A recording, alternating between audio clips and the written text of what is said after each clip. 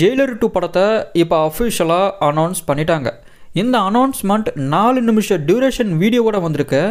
பல மாதங்கள் கழிச்சு இது போல் அனிருத் அண்ட் நெல்சன் காம்போல ஒரு ஃபன் வீடியோ பார்க்குறது சூப்பராக இருக்குது. பட் நம்ம சூப்பர் ஸ்டார் ரஜினிகாந்தோடைய என்ட்ரிக்கு அப்புறம் டோனே மாறி ரத்த கலரியாக ரொம்ப வயலன்ஸோட ரெடி பண்ணியிருக்காங்க. இதை பார்த்தா தமிழ் சினிமாவோட மோஸ்ட் வயலன்ஸ் மூவியாக ஜெயிலர் 2 வரும் போல். இந்தியன் சினிமாலேயே முதலாக உலக அளவில் 600 கோடிக்கும் அதிகமாக வசூல் பண்ண ஒரு மூவிக்கு அஃபிஷியலாக அனௌன்ஸ் பண்ணப்பட்டிருக்க சீக்வல் மூவினா ஜெயிலர் 2 தான். இதுக்கு முன்னாடி பாகுபலி தி பிகினிங் 500 கோடிக்கும் அதிகமாக வசூல் பண்ண இந்த மூவிக்கு பார்ட் 2 ரிலீஸ் ஆகி பாக்ஸ் ஆஃபீஸில் பெரிய சம்பவமே பண்ணுச்சு.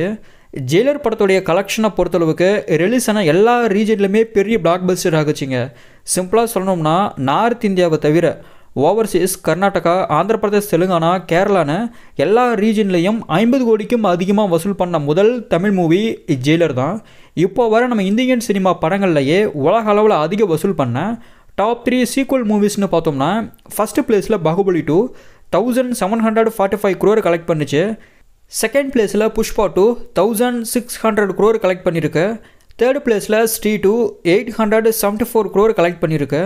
இந்த லிஸ்ட்டில் ஜெயிலர் 2 நுழையிறதுக்கான வாய்ப்பு ரொம்பவே இருக்குது.